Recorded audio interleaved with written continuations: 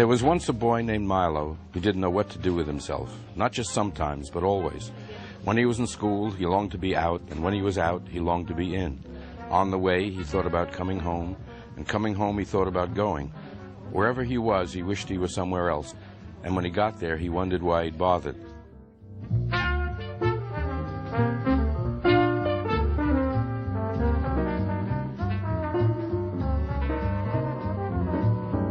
Two to three generations of readers, fans, who will come up and say, this book changed my life.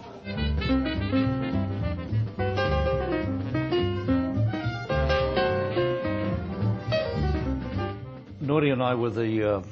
I did the meals. I never found out what you did. One of us was Harpo and the other was Groucho, and we never figured that out either.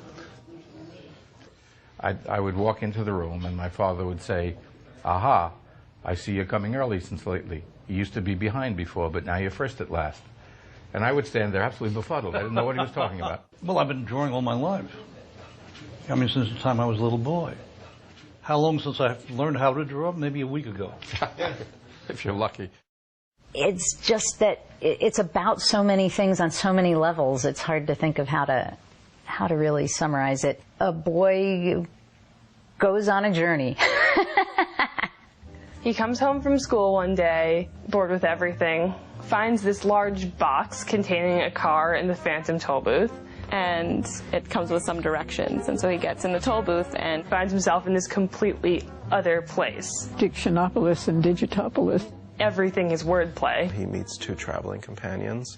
One, a sort of large, overstuffed dog with a clock embedded in its side. Well, there's Talk, Milo, and the Humbug. Rescuing rhyme and reason. And so this becomes the epic quest that the three of them undertake. Well, I think it's still just as funny as it was the day I first read it. Definitely.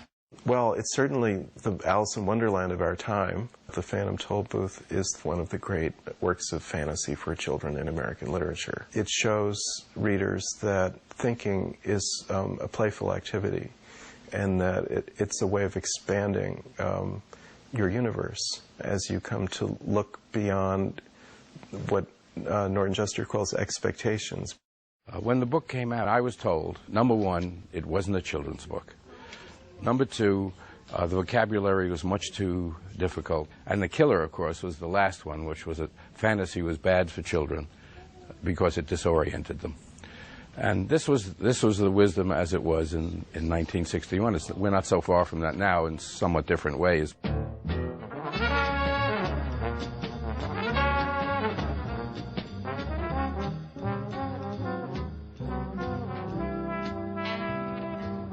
You know, in some ways, that whole life we led then seems a million miles away.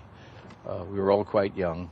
Doing this book was something I'd never done before, and I didn't know what to do or what to expect. And Jules was beginning to feel the success, you know, so his perception of himself was changing. It was the first children's book I ever did, yes, and I thought it was going to be the last. I mean, this was the Cold War 50s. I was interested in overthrowing the government. We had a great group of people who lived in and around Brooklyn Heights and in Manhattan.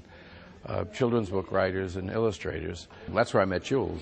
I rented a room in a brownstone in Brooklyn Heights, and he was living in the same building upstairs.